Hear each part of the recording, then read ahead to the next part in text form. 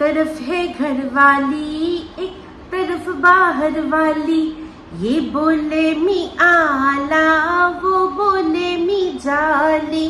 एक तरफ है घर वाली, एक तरफ बाहर वाली, ये बोले मी आला, वो बोले मी आली। हाय, আমি Ipsita, welcome back to my channel. চলে এসেছি আবার একটা নতুন ভিডিও নিয়ে। তো আজকে ভিডিওর শুরুতে ইন্ট্রোডাকশনে এই যে গানটা গাইলাম, যারা কিনা ঘরে বাইরে দু জায়গায় পার্টনার রাখে তাদেরকে উদ্দেশ্য করে।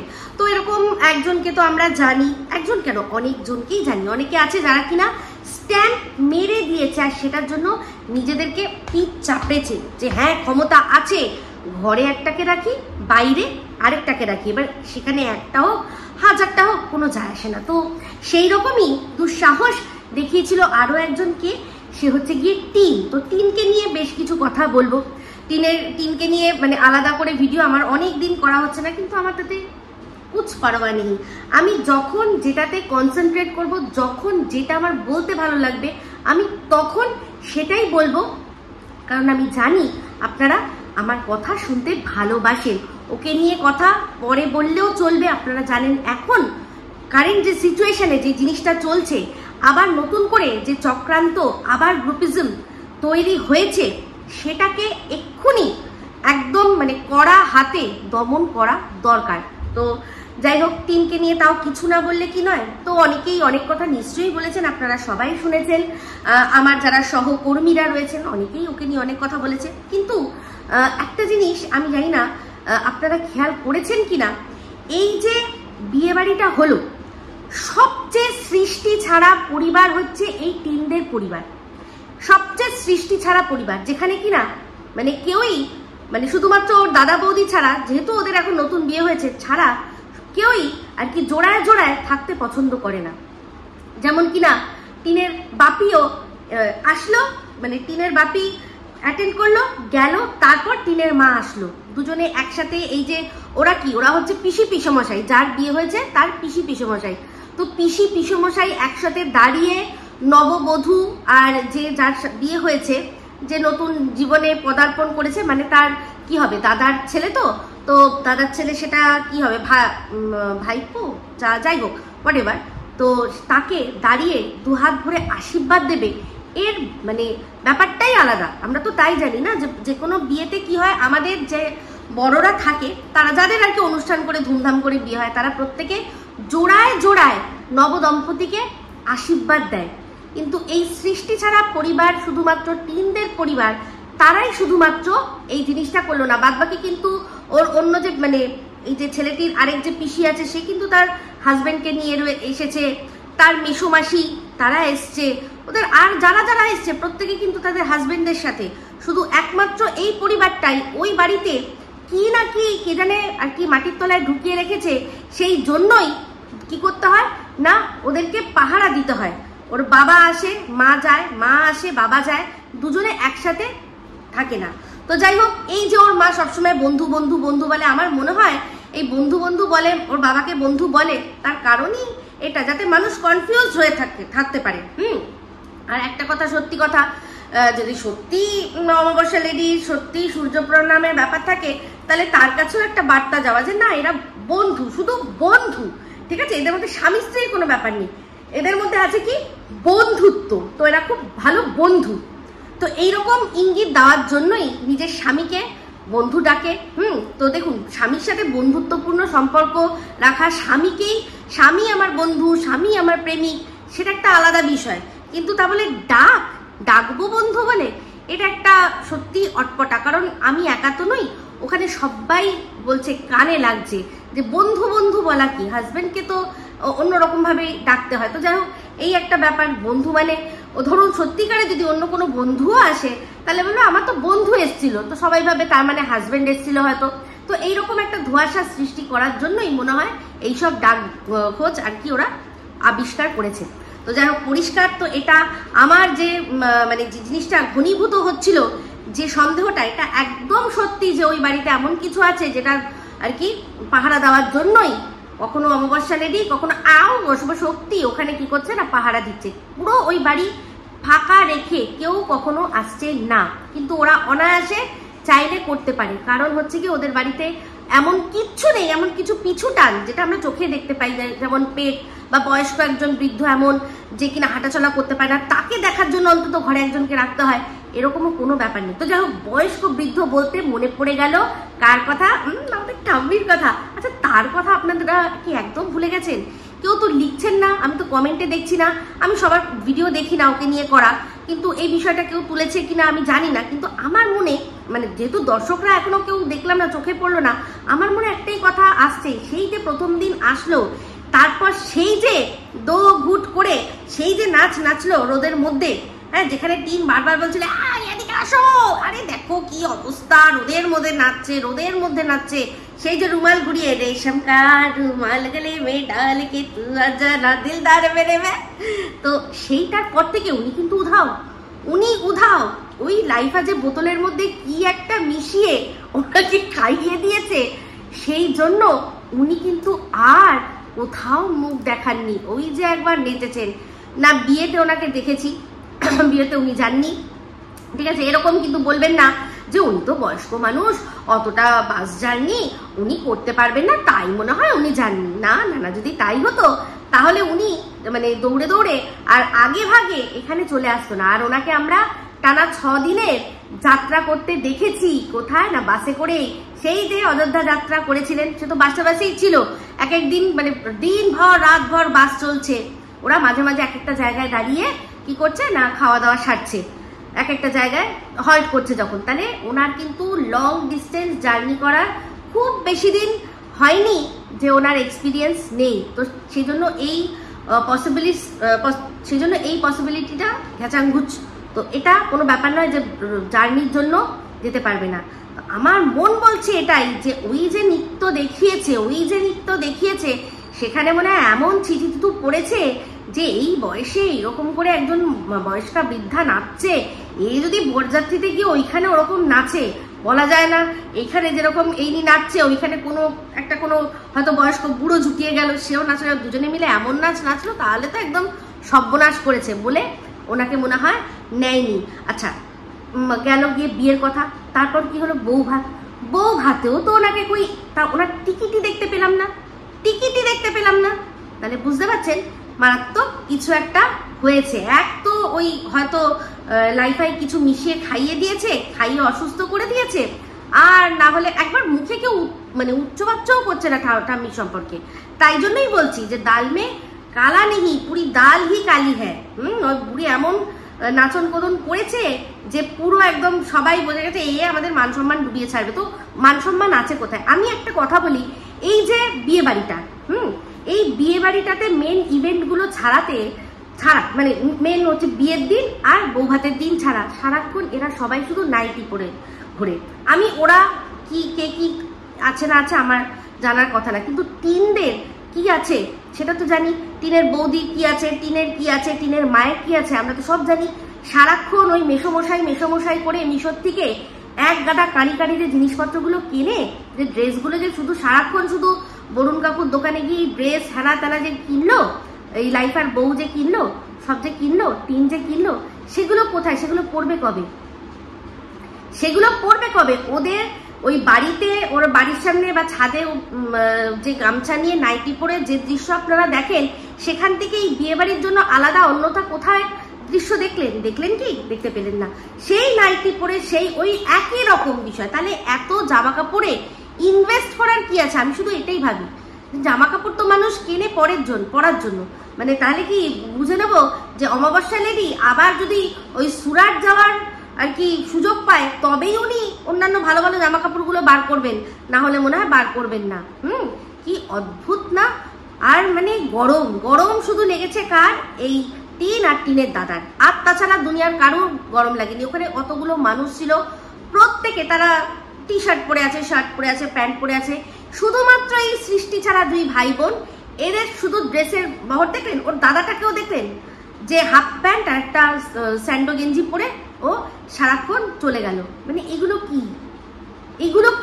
এই বোকা জিনিসগুলো দৃষ্টিকটু না? আর এই সর্বস্ব যত গরম সব লাগছে টিনের। সবাই ওখানে সুন্দর সেজে রয়েছে, কারণ কোনো প্রবলেম হচ্ছে না, যত গরম সব লাগছে টিনের। এর আগেও তো টিনকে আমরা অনেক বিয়েবাড়ি, অনেক অনুষ্ঠান, অনেক কিছু তো অ্যাটেন্ড করতে দেখেছি, তা বলে এইরকম হতে দেখেছি কি? তো যাই হোক, এই যে রিতার বিয়ের সময়, সেই সময়কার যে ভিডিওটা, যদিও তখন ওই বিয়েটা মনে হয় শীতকালে ছিল, সেটা নিয়ে বড় কথা নয়। বড় কথা হচ্ছে কি বলুন তো, যে টাকা দিয়ে মানুষ সব কিনতে পারে কিন্তু সম্মান কিনতে পারে না। এটা আজ টিনের এই ভিডিও থেকে পুরোপুরি পরিষ্কার। সবখানে যতগুলো মহিলা আছে, সবচেয়ে বেশি কামাও কিন্তু টিন, কিন্তু সবচেয়ে বেশি ভ্যালুলেস এই সমাজে এইসব ক্ষেত্রে হচ্ছে গিয়ে টিন। যেখানে যাচ্ছে সবাই মুখ ঘুরিয়ে নিচ্ছে ক্যামেরা দিকে। এক মাসি তো ক্যামেরা ছিটকে দিল, ও যে পড়ে যায়নি ওর ক্যামেরাটা, এটাই অনেক। আর যে দুটো কথা বলে দেয়নি মুখের ওপর, এটাই অনেক। এটাই অনেক ব্যাপার। তো এই মাসিটাই আমার মনে হয়, যদি ভুল না করে থাকি, এরই কি নাইটি ব্যবসা যার বাড়িতে গেছিল, তাহলে দেখুন একটা সময় যদি ইনি সেই হয়, তাহলে একটা সময় কিন্তু বাড়িতেও ডেকেছে, সমস্ত কিছু আর কি করেছে না, তার সাথে তাদেরকে এন্টারটেনও করেছে। আজ তাহলে ক্যামেরা থেকে কিরকম উনি সরে যেতে চাইছেন কেন? তার পেছনে কারণটা কি? তার পেছনে এদের এই যে মার্কেট রেপুটেশন, ফেস ভ্যালু থাকতে পারে প্রচুর, কিন্তু রেপুটেশনের মানে জিরো। আর উনিও জানেন যে এদের ক্যামেরায় মুখ দেখালে আমি সমাজে অন্য কোথাও মুখ দেখাতে পারবো না, সবাই বলবে আরে তুমি ওর মাসি হও, ব্যাস এরকম একটা ব্যাপার। যদি ইনি সেই নাইটি মাসি হয়ে থাকেন, তো আমি ঠিক মনে নেই মুখটা, কিন্তু একই রকম খানিকটা দেখতে লাগে তো ওদের। তো যাই হোক, যেটা বলছিলাম, যেই হোক নাইটি মাসি হোক বা অন্য কোনো মাসি হোক না কেন, মোদ্দা কথা যেভাবে টিনকে নিজের জায়গাটা বুঝিয়ে দিল, যে হতে পারে তোর অনেক টাকা, হতে পারে তুই অনেক ক্যামেরা ধরে অনেক কিছু উখড়ে নিয়েছিস, কিন্তু তা বলে আমার কাছে তোর সম্মান কোনো নেই, কোন 2 টাকার সম্মান নেই তোর আমার কাছে, তুই ক্যামেরা সরা এখান থেকে, বুঝতে পেরেছেন? তো যাই হোক, এরকম পদে পদে প্রত্যেকটা পদে পদে টিনকে কিন্তু অপমান করেছে মানুষ, আর টিনও কিন্তু ছাড়েনি অপমান ফিরিয়ে দিতে। হ্যাঁ, এই যে দেখলাম সবাই আর কি দাঁড়িয়েছে, কি করতে না, ফটো তুলতে। ওর 2 দাদা, তারা তাদের বউকে নিয়ে দাঁড়িয়েছে, সেখানে টিন কি করছে, ওর এক বৌদিকে বলছে, দাদাকে বলছে, এই তোর বউকে বল বুড়িটা ভেতরে ঢুকিয়ে নিতে, হ্যাঁ এই বউকে বল, ঠিক এরকম ভাবে বলছে। একটা কথা বলি, টিন ওর বুড়ি থাক আর যাই থাক, ওর পাশে ওর হাজবেন্ড আছে, ওর পাশে ওর হাজবেন্ড আছে। তোমার পাশে কে আছে বলো তো? এই যে একটা ঘরওয়ালা একটা বাহারওয়ালা রাখলে না, ঘরওয়ালারাও কোনো রকম ভাবে তাদের বউদের সাহায্য, মানে কোনো রকম ভাবে তাদের অপমানের জন্য পাশে গিয়ে দাঁড়ায় না, কারণ জানে যে কি পাশে গিয়ে দাঁড়াবো, আমার তো মুখ পুড়ে যাবে।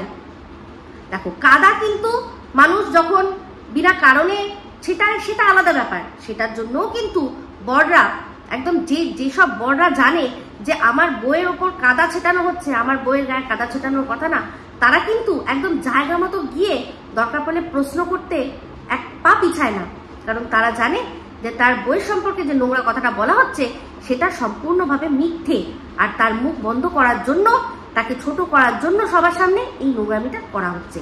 তো যাই হোক, সেক্ষেত্রে বলি, এই যে ঘরওয়ালা বাহারওয়ালা হয় না, দেখো আজকে এই সুদীপ্ত, সেও কিন্তু তার আগের বউয়ের স্ত্রী মানে সম্মান রক্ষা করার জন্য সে কি করেছে, কিন্তু বলেছে যে ওকে টানবেন না, ও থাক, ও যেরকম হচ্ছে যা হয়েছে, একটু হলেও স্ট্যান্ড নিয়েছে। আজকে এই অর্ককুণ্ডুর কথাও যখন আমরা শুনছি, তারও গলায় শুনতে পাচ্ছি, সেও বলছে যে আমার বউকে টানবেন না, যা হয়েছে আমাদের মধ্যে আর কি আমরা বুঝে নেব। কিন্তু তোমার ক্ষেত্রে দেখো, তুমি নিজেই সবাইকে যখন বলেই দিয়েছো যে বর ছাড়াও তোমার অন্য একজনের সাথে অনেকদিন আগের থেকেই সম্পর্ক ছিল, তখন আর বরের মুখ নেই, মানে অন্তত সামনে এসে বলা, আমরা তার কার্যকলাপে দেখতে পেরেছি, নালে তোমার সম্পর্কে তার কাছে যা যা ছিল, মানে তোমার হাজবেন্ডের কাছে, এখনো লিগালি হাজবেন্ড সন্দীপের কাছে তোমার সম্পর্কে যা যা ছিল না, কিচ্ছু মানুষ দেখেনি, আর কিচ্ছু শোনেও নি। যেটুকু যা হয়েছে সেগুলো নস্যি, সেটাও সে কি হয়েছে না, তার লিগাল টিমের কাছে গেছে, টিম মনে করেছে যে সেটা দর্শকদের কাছে যদি পৌঁছায় কোনো অসুবিধা নেই, ঠিক আছে? তো যাই হোক, সেখান থেকেই বুঝে নাও যে একমাত্র যদি কেউ তোমার সম্মান রক্ষার্থে এগিয়ে এসছে, সেটা হচ্ছে আর কেউ নয়, যাকে তুমি সবাইকে দিয়ে বেচু বলিয়েছ, যে তোমাকে নাকি বেচে বেচে খেয়েছে, একমাত্র সেই পুরুষটাই কিন্তু তোমার সম্মান রক্ষার্থে সে পিছনে হলেও কিছু কথা বলেছে, সামনে এসেও বলেছে। তোমাকে বোকার হদ্দফদ্দ যখন বলছিল এমনি এমনি বলেনি, এমনি এমনি বলেনি, বুঝতে পেরেছো? তো তাকেই তুমি বেচু বেচু বেচু বেচু বলেছো, যে কিনা একমাত্র মানুষ পুরুষ যে তোমার সম্মান রক্ষা করেছে। তোমার নিজের বাবা পারেনি, যখন তোমাকে তোমার দাদা মারতে মারতে বার করেছিল, তোমার বাবা তার হাতটা ধরতে পারেনি, তোমার দাদা তো তোমাকে রাস্তায় ফেলে মেরেছে। তাহলে সম্মান কোন পুরুষটার কাছ থেকে তুমি পেলে? পৃথিবীতে দুজন পুরুষ যার কাছে তোমার সম্মান সবচেয়ে দামি, এক সন্দীপ ছিল আর এক ছিল সোনা বাবা, যে কিনা পরবর্তীকালে তোমার সম্মান রক্ষার্থে এগিয়ে আসতো। তাকেই তুমি হেলায় হারিয়েছো, তাকেই তুমি হেলায় হারিয়েছো। অন্যের বাচ্চাকে কোলে নিয়ে যখন গুজু করছিলে, তখন মনে হচ্ছিল এমন একটা তোমার মুখে চোখে ভাব যে কোনোদিনও তোমার পেটে কোনো সন্তান আসেইনি, তুমি কুমারী মা, একটা কুমারী, একটা কুমারী মা তো বলবো না, তুমি একদম কুমারী সেজে যেমন হচ্ছিলে এই বিয়ে বাড়িতেও। তো এই যে ফোকলা যে কাণ্ডটা আর কি করার জন্য করেছে, কিছুই না, ওই বিয়ে বাড়িতে এতগুলো ছেলেকে দেখছে তো ওর মনের মধ্যে শুধু এটাই চলছে, এই বুঝি ওর সাথে শুয়ে পড়লো, ওই বুঝি তার সাথে শুয়ে পড়লো, ওই বুঝি তার সাথে হাক করলো, ওই বুঝি তার সাথে কিস করলো।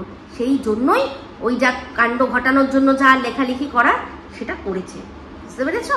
তো যাই হোক, যেটাই বলবো একটাই কথা, যে প্রচুর অপমানিত হয়েছে ওখানে, মানে প্রত্যেকটা জায়গায় আমি দেখছি ওর বৌদিকে লোকে আর কি ডাকছে, বৌদিকে ডাকছে, বৌদির সাথে কথা বলছে, বৌদি ওই পুরো বিষয়টার মধ্যে হিস্সা হয়ে রয়েছে, আর এ দূর থেকে বসে বসে শুধুমাত্র সেটা ক্যামেরাবন্দি করেছে, ইনকাম প্রচুর করেছে। বলো, আমি তো বলবো যে গিফটটা দিয়েছো তার অনেক বেশি টাকা তুমি তুলে নিয়েছো, তো সেই টাকাটাই এইরকমভাবে জড়িয়ে বসে থাকো। তো তোমাকে একজন খুব সুন্দর একটা কথা বলছিলেন, তুমি যখন খেতে বসেছিলে বউ ভাতে, বলছিলেন যে ভুল মানুষের সাথে বিয়ে করাচ্ছে না করা ভালো, এরকম একটা কথা উনি বলছিলেন। কথাটা ঠিক বলছিলেন, কিন্তু উনি অনেক লেট হয়ে গেছেন, ওনার লেট হয়ে গেছে।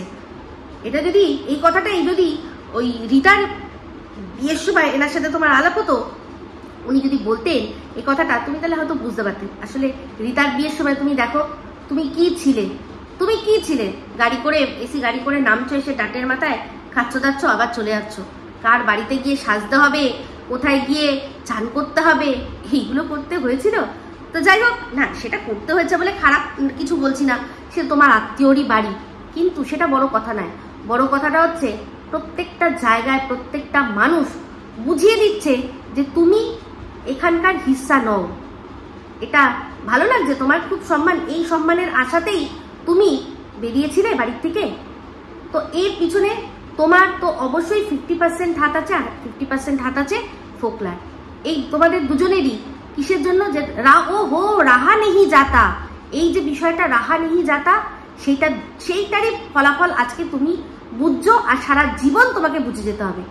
তুমি ওর থেকে দেখেছো এদিক থেকে ওদিক হয়েছে, সঙ্গে সঙ্গে সে কি করেছে, তোমার সাথে আরো 3-3টে ছেলে জুড়ে দিয়েছে। এখন তো যে ছেলেই দেখা যাচ্ছে সেই ছেলের সাথেই তোমাকে জুড়ে দেওয়া হবে, তুমি কিচ্ছু করতে পারবে না। হ্যাঁ, আমি এখানকার কথা বলছি, এখান থেকেই সবাই তো মানে একদম বুঝেই যাচ্ছে, কারণ এই ফোকলা তো ওইগুলো দেখে, বিয়ে বাড়ি দেখেই তো তারপর ফোন করেছিল না, যাকে ফোন করেছিল সেখান থেকেই তো তার মনে হয়েছে কি তোমার হঠাৎ করে কি করে দিচ্ছে না, থাম্বনেল তৈরি করে দিচ্ছে। হ্যাঁ দেখুন, আমিও কিন্তু থাম্বনেল এরকম আমার ও যেরকম দিয়েছে না, আমারও কিন্তু 2-1টা ছিল, এখনো আছে, তো সেগুলো কিন্তু সব আমিই বানিয়েছি, ওটা কোনো বড় ব্যাপার না। ওগুলো ওই এখন যেই এআই জেনারেটেড যে পিকচারগুলো, ওগুলো লিখলেই চলে আসে, কোনো চাপ নেই, সেখানে নিজের থেকেই সাজেশনে চলে আসবে। তো তার জন্য কোনো ব্যাটা ধরতে হয়, আমার মনে হয় ধরতে লাগে না, কিন্তু এখন কিছু করার নেই। তীরের এমন রেপুটেশন হয়ে গেছে, এখন যদি লোকে বলেও যে ও ব্যাটা ধরে এটা করেছে, সবাই বিশ্বাস করবে, অবাক হওয়ার কিচ্ছু নেই, কারণ সত্যিও এতদিন ধরে দেখেছে। তো যাই হোক, আমি যেহেতু নিজে এরকম এক একটা ভিডিওতে বানিয়েছি, আমি ওই যে বলে না যে যেমন ঢেমনি জগদ্দাকে তেমনি, তো আমি যেহেতু নিজে বানিয়েছি, নিজে হাতে বানিয়েছি, তাই জন্য আমি কোথাও না কোথাও বিশ্বাস করি ও হয়তো নিজে বানালেও বানাতে পারে, এইটুকুই বলবো, এর চেয়ে বেশি কিছু না। তো যাই হোক, ওখানে বিয়ে বাড়িতে সবাই আনন্দ ফুর্তি করছে, তোমাদেরকে অন্য একটা জায়গায় দিয়ে দিয়েছে থাকতে। তো তোমার ঠাম্মির দেখা নাই রে, ঠাম্মির দেখা নাই, এত আনন্দ করে বিয়েতে কি পড়বে, এইতে কি পড়বে, সেইতে কি পড়বে, সমস্ত কিছু পড়ে গেল। তো যাই হোক, তোমার ওই বিয়ে বাড়ির সাজ তোমাকে যে কি লাগছিল, আশা করি সবাই তোমাকে বুঝিয়ে দিয়েছে। তো যাই হোক, আমি একটাই কথা বলবো যে আর তোমাকে এত দিক থেকে এত মানুষ জালিল করছে, তোমাকে জালিল করার মতো কোনো রকম মনোবৃত্তি আমার একটুও নেই। তোমার জন্য করুণা হয়, শুধু তোমার জন্য শুধুমাত্র করুণা হয়। আমি একটাই কথা বলবো, সত্যের পথ ধরো, সত্যকে সাথী করো, করে এই ডিভোর্সটা যেন তেন প্রকারণ নিয়ে নিজেকে নিজের স্বয়ং সম্পূর্ণ করে দেখাও। এই যে জ্বালাটা বলেছিলে না, শরীরের জ্বালা মিটেছে? এখনো মিটেছে? আমার মনে হয় না মিটেছে। তো ওইটাকে বাদ দাও, চিন্তা করো। এই যে দেখছো না যুদ্ধ হলো, তাদের কারোর হাজবেন্ডরাই তো গেছে যুদ্ধ করতে, অনেকের তো গেছে। তারপর এই যে যেই দুজন আর কি আমাদের এয়ারফোর্সের যে অফিসাররা, যেই দুজন যারা গিয়ে অপারেশন সিন্দুরটাকে ফলাফল দিল, তাদেরও কিন্তু বাড়িতে হাজবেন্ড রয়েছে। সেই হাজবেন্ডেরও কিন্তু জ্বালা আসে, কিন্তু জ্বালা আসে বলেই তারা সব খুইয়ে বসে না, মান সম্মান খুইয়ে বসে না, এটাকে বুঝতে হবে। তো এরকম যুগে যুগে হয়ে এসেছে, আজকে যখন শ্রীরামচন্দ্রের সাথে লক্ষণ গেছিল, তখনও কিন্তু তার স্ত্রীও কিন্তু যায়নি, সেও এখানে ছিল, সুপ্ত অবস্থায় ছিল। তো সে তার শরীরটাকে সেরকম ভাবে তৈরি করে নিয়েছিল যে আমার স্বামী নেই, আমার শরীরের এখন যা কিছু কোনো কিছু অ্যাক্টিভ হবে না। মন শরীরকে কি করে বলতো? কন্ট্রোল করে। শরীর মনকে যখন কন্ট্রোল করবে, তখন এই তোমার মতোই অবস্থা হবে। বুঝতে পেরেছো? তো যাই হোক, অনেক কথা হলো, এবার চলে আসি এবার কি নিয়ে না, দেশদ্রোহিতা নিয়ে অনেক কথা হচ্ছে। তো আশা করি এবার এই দুই দেশের মধ্যে যে এখন অবস্থান, সেই অবস্থানটা আপনারা বুঝতে পেরেছেন। আমি অনেকদিন আগের থেকেই বুঝতে পারছিলাম, কারণ বিভিন্ন নিউজ চ্যানেল বিভিন্ন জায়গায় দেখছিলাম যে ওদেশ থেকে কিভাবে আমাদের দেশ নিয়ে অনধিকার চর্চা চলছিল। আর সেটা আমাদের এই ওয়াইটিতে, আমাদের এই কন্ট্রোভার্সি জোনে কিন্তু অনেক বছর ধরে আমাদের দেশ নিয়ে অনধিকার চর্চা করে চলেছে কে না, ওই দেশ থেকে দুটো চ্যানেল, এই বাংলাদেশ থেকে দুটো চ্যানেল, এক হচ্ছে জারজ খানের চ্যানেল আর এক হচ্ছে এই হনু ঝিয়ের চ্যানেল। অধিকার চর্চা, তো সেই অধিকার চর্চাটা ততদিন সাপোর্ট করা গেছে যতদিন সে প্রমাণ দেখাতে পেরেছে। কিন্তু এখন সে প্রমাণ ছাড়াই মানে মিথ্যে নানান রকমের কথা বলছে। তো আপনারা আশা করি সবাই দেখে নিয়েছেন যে ভারত বাংলাদেশের সাথে কি করেছে না, স্থলপথে কোনো রকম কোনো আর কি ব্যবসা করবে না, শুধুমাত্র দুটো জায়গায় জলপথে করবে, এক কলকাতা বন্দর, এক মুম্বাই বন্দর। তাই তো এই যে এত বড় একটা কড়া ডিসিশন কেন নিল ভারত সরকার? কারণ ওদের দেশে যিনি কিনা এখন বসে আছেন, তিনি এখন বিভিন্ন জায়গায় গিয়ে কি বলছেন যে আমরা হচ্ছি বঙ্গোপসাগরের সম্রাট, আমাদের লাগবে না। 7 সিস্টার নিয়ে উনি একটা মন্তব্য পাস করে দিয়েছেন, যেটা কিনা অত্যন্ত মানে কি বলবো, মানে অধিকার চর্চা যাকে বলে সেটাই। তুমি কোথাও গেছো, তুমি নিজের দেশের উন্নতির কথা চিন্তা করো, আমাদের দেশের 7 সিস্টার নিয়ে কেন? এই যে বললাম না যে যেই সময় থেকে কি করেছে বাংলাদেশ পাকিস্তানের পথে হাঁটা শুরু করে দিয়েছে, কি করতে ওদের দেশেই, বাংলাদেশেরই অনেক সংবাদ মাধ্যমরা তারা এই জিনিসটা বুঝতে পারছে, তারা বলছে যে যখন থেকে কি না নিজেদের উন্নতি ছেড়ে আমরা ভারতের অবনতির কথা চিন্তা করছি, তবে থেকেই আমরা আরো পিছিয়ে যাচ্ছি। তো যারা যে দেশ মানে বাংলাদেশ, যারা কিনা সরাসরি পাকিস্তানকে আমাদের এই যুদ্ধের মধ্যে তারা কি করছে না, সাহায্য করছে বা সাপোর্ট করছে, সাহায্য তো ছাড়ুন, সাহায্যের কথা বলছি না, সাপোর্ট করছে, তাদের আমরা কোনো রকম ভাবে কি করে সাপোর্ট করতে পারি?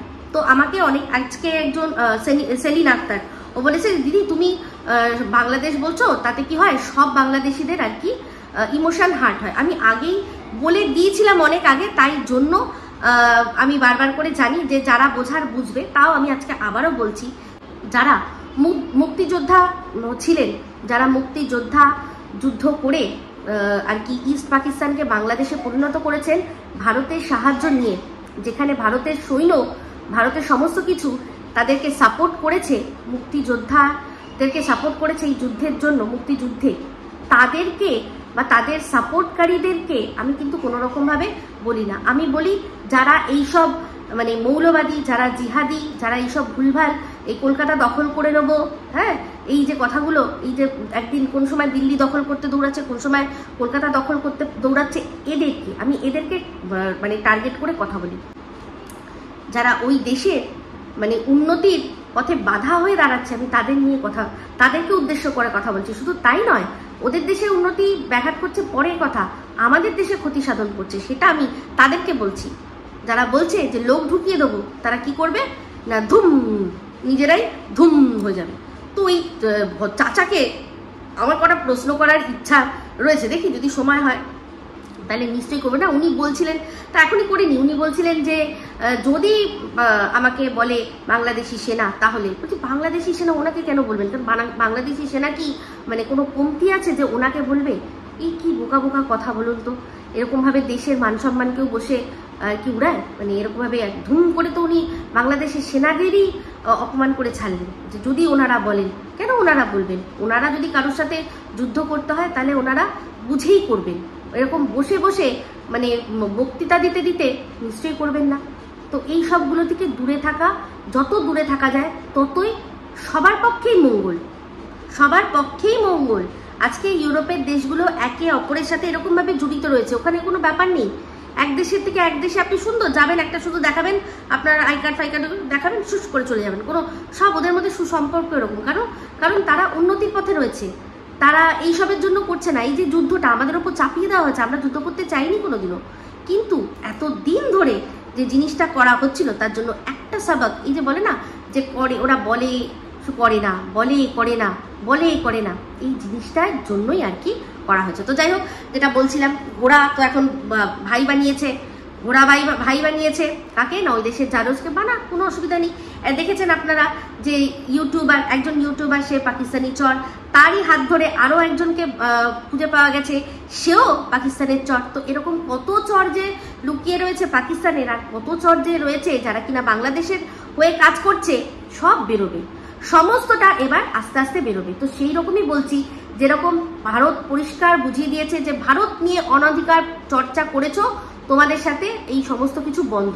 তো আমাদেরও এখন এবার দেখিয়ে দেওয়া উচিত যে ভারতের যারা রয়েছে তাদের নিয়ে অনধিকার যদি চর্চা করেছো, তাহলে তোমারও চ্যানেল বন্ধ, এটা করে দেওয়া উচিত। এটা ওদের মানে বন্ধ মানে কি, ইউটিউব থেকে বন্ধ আমি বলছি না, ওরা ওদের চ্যানেল, ওদের নিজেদের কন্টেন্ট নিয়ে কন্টেন্ট করুক। আমাদের নিয়ে, আমাদের দেশের মেয়েদের নিয়ে, আমাদের দেশের মেয়েরা কি করবে, আমাদের দেশের মেয়েরা কি পড়বে, সেগুলো নিয়ে যেন না করে। ওদের দেশের মেয়েরা কি পড়বে সেটা বলুক, ওরা ওদের দেশের মেয়েদের যদি আর কি পরকিয়া ধরে সেখানে কি শাস্তি দেয় ওরা দিক। ভরে রয়েছে যত প্রবাসী, তো প্রচুর তো প্রবাসী, মানে ভরে ভরে প্রবাসীদের বউরা সব কি করছে, আপনি যাবেন ইউটিউবে খুঁজবেন, সব বেরিয়ে যাবে। তো যাই হোক, ঘোড়া এখন যে কথাটা বলছে, ঘোড়া বলছে কাকে, হাসি পাচ্ছে, কাকে না, ঘোড়ার বহিনকে, না ঘোড়ার বহিন না তো, ঘোড়ার দিদি, ঘোড়ার হচ্ছে গিয়ে জাস্ট দিদিকে বলছে। কি বলছে যে তুমি তো নিয়ে এসছিলে, এখন বুমেরাং হয়ে কি হবে না তোমার কাছে ফিরত যাবে। তো এই যে যুদ্ধটা এখনো শুরুও হয়নি, সেটাতে কিন্তু কিমা মানে সব মানে একেবারেই পরাস্ত, মানে প্রথম ঘাতেই সে পরাস্ত। সেই যে মনে আছে পাকিস্তানি 93,000 সৈন্য যে অস্ত্র দিয়ে দিয়েছিল, স্যারেন্ডার করে দিয়েছিল, যে ঐতিহাসিক আত্মসমর্পণ, তার চেয়েও জঘন্যভাবে আত্মসমর্পণ করেছে কে না, এই কিমা। কারণ তার প্রমাণ হচ্ছে কিমা গিয়ে এই ঘোড়ার চ্যানেলে কমেন্ট করেছে, সেখানে গিয়ে কি বলছে, লড়বো কার বিরুদ্ধে না, আমার বিরুদ্ধে। তো কথাটা কি বলেছে সেটা একটুখানি ক্লিয়ার করে দিই। এই ঘোড়া বলছে যে এই যে আমি যে কেসটা করেছি ঘোড়ার বিরুদ্ধে, বলছে সেটা তো তুমিই করিয়ে দিয়েছো, এই ম্যাডামকে দিয়ে তুমিই তো করিয়ে দিয়েছে। কেন তখন তোমার মনে হয়নি যে কি দরকার এই জিনিসগুলো করার? হ্যাঁ, আমরা ভিডিও টু ভিডিও করছি।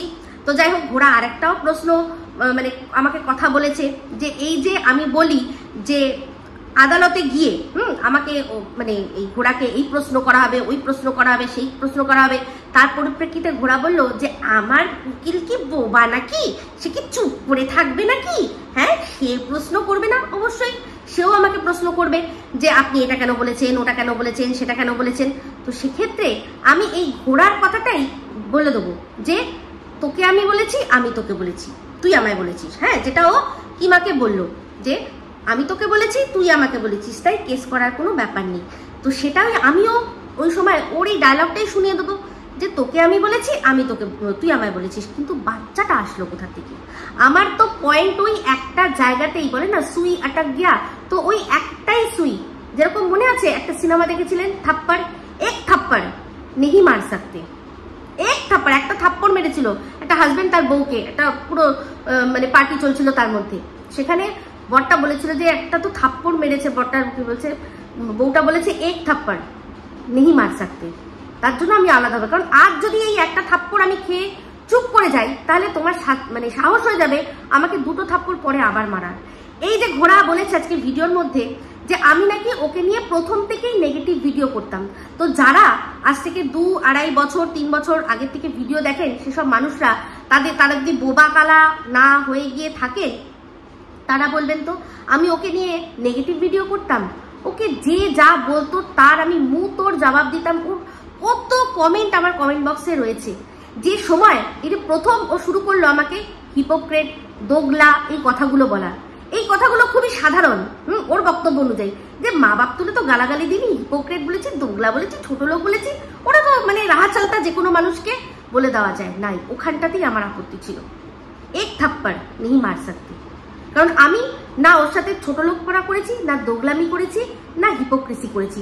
ওটা ওর কি ছিল, ইনসিকিউরিটি ছিল যে আমি ওর ফোনটা কেন তুলিনি, তাই জন্য ওইগুলো করতে বসেছে। তো সেটাই ওকে আমি বুঝিয়ে দিয়েছি যে নেহি কর सकते।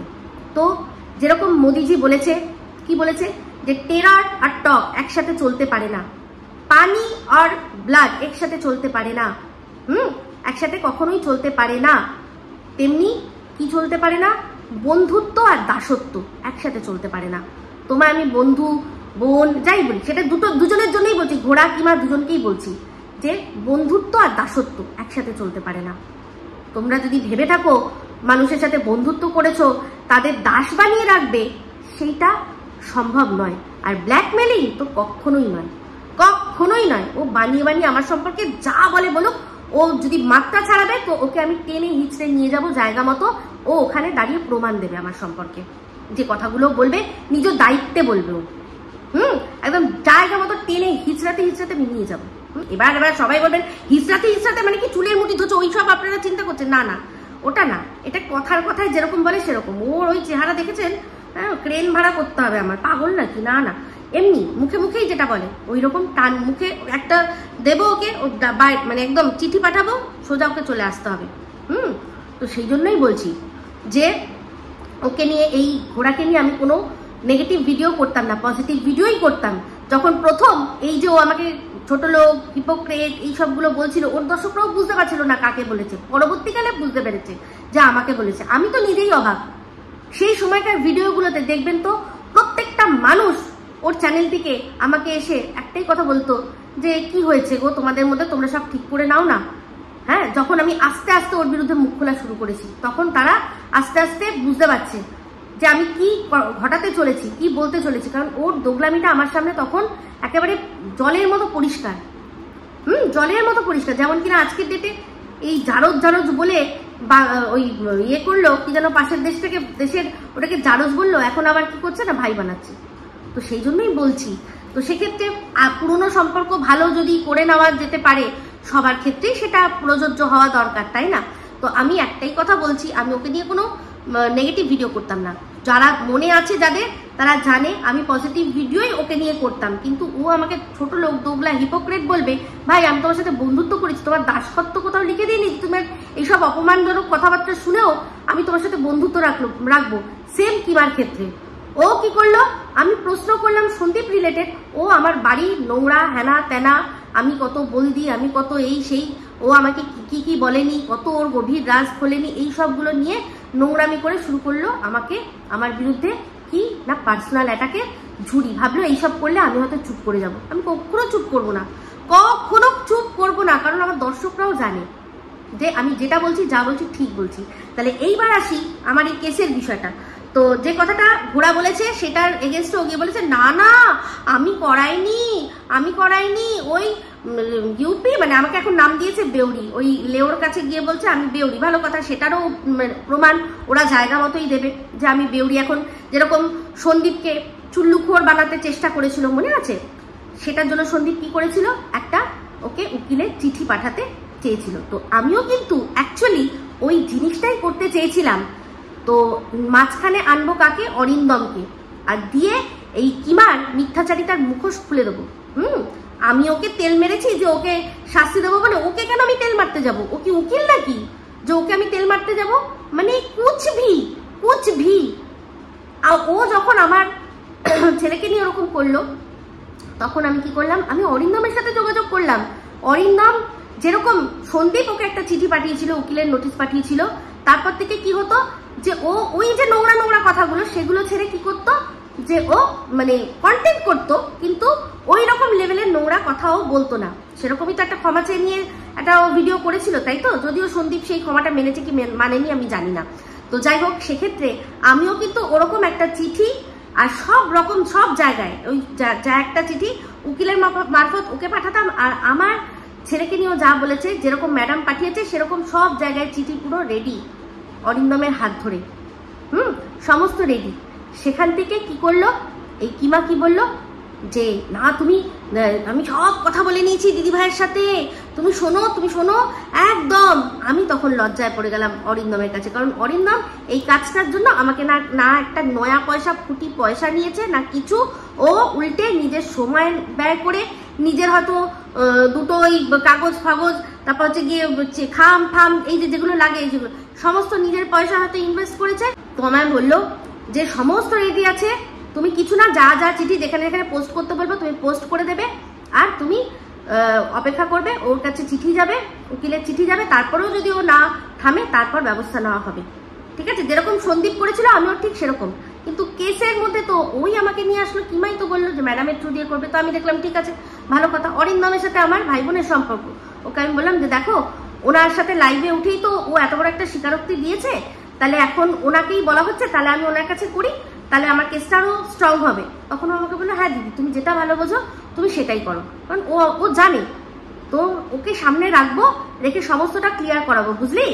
অসভ্য কোথাকার, যে কথাটা বলেছে তোর এই বহিন আজকের এই কথাটা একদম ঠিক বলেছে, যে বুমেরাং হয়ে তোর কাছে ফিরবে। আজকে চিন্তা করে দেখ, আজ থেকে জবের থেকে আগের থেকে যার যার সাথে তোর লড়াই প্রথম শুরু হলো, ওই প্রফেসরের সাথে, সেই সময় কিন্তু তোকে কারোর হেল্প চাইতে যেতে হয়নি, সবাই তোর কাছে এসছে। ঠিক আছে, তোর কাছে এসছে, তার পাশটা ছেড়ে দিয়েছে। ঠিক আছে, তারপর এই যে আরো তারপর যে কোনো লড়াই, এই প্রীতমদের ক্ষেত্রে বল, হ্যাঁ, এই অরেঞ্জ গ্রুপের ক্ষেত্রে বল, হ্যাঁ, এই মন্দিরাদের ক্ষেত্রে বল, টিমদের ক্ষেত্রে বল, সন্দীপদের ক্ষেত্রে বল, যে কোনো ক্ষেত্রেই বল না, তোকে কারোর কাছে যেতে হয়নি, তুই নিজের জায়গায় ছিলিস, মানুষ তোর কাছে এসেছে। কিন্তু আজ তোকে কেন অন্যের দোরগোড়ায় যেতে হচ্ছে? কারণ দোষটা তোর, অন্যায়টা তোর। তুই জেনে বুঝে এই জিনিসটা করেছিস, তুই ম্যাডামের যে পাওয়ার আছে সেটা ফিল করেছিস, করে সেই পাওয়ারটার অপব্যবহার করতে চেয়েছিস মানুষের কাছে। একটা ত্রাস, ওনাকে একটা ত্রাস হিসাবে তুই তুলে রেখে এই চিঠি, এই সঙ্গে সঙ্গে কেস কামারি হবে। উনি তো বলেনি কেস কামারি করবো, উনি তো লুকিয়ে রাখেন না কিছু, উনি তো বলেনি আমি কেস দেবো, এই দেবো সেই দেবো। উনি যা পিছনে, উনি তার সামনে। ঠিক আছে, ওনার আর কিছু তুই করতে পারবি না, শেষ করবি ভেবেছিলি না? ওই জন্যই ভগবান হতে চেয়েছিলি। ভগবান দেখ একদম ল্যাপটপ নিয়ে বিচার তোকে দিয়ে দিয়েছে, আর একটুখানি অপেক্ষা কর, এরপর একটা ভূমিকম্প হবেই হবে। তো একটাই কথা তোকে বলছি, শোন, যে আজ তুই অন্যের দোরগোড়ায় গিয়ে প্রমাণ করে দিয়েছিস যে তুই হেরে গেছিস। আর আরেকজনের কথা বলবো, সেটা যার আজকে দেখলাম টাইটেলে লিখেছে, যার শিল যার নোড়া তারই ভাঙি দাঁতের গোড়া। কে লিখেছে? দীপ্তিদি। তো তাহলে এটাতেই পরিষ্কার উনি বুঝিয়ে দিলেন যে এই কিমা সে শিল নোড়া এসে এনেছিল, ম্যাডাম রূপী শিল নোড়া, যেখানে ও যখন যার দাঁত তাকে খুলে নিয়ে এসে বাটবে ভেবেছিল, কিন্তু আজ সেই শিল কি করেছে না, এই কিমারি প্লাস্টিক কা দাঁত বেটে দিয়েছে ভালো করে। একদম তাই, একেবারে তাই। তো যাই হোক, এই বলেই ভিডিওটা এখানে এন্ড করছি। যদি ভালো লাগে তাহলে অবশ্যই লাইক শেয়ার কমেন্ট করতে ভুলবেন না। যারা চ্যানেলটা সাবস্ক্রাইব করেননি তারা সাবস্ক্রাইব করে নেবেন। সবাই ভালো থাকবেন, সুস্থ থাকবেন। আবার আসছি খুব শীঘ্র নতুন ভিডিও নিয়ে। টাটা।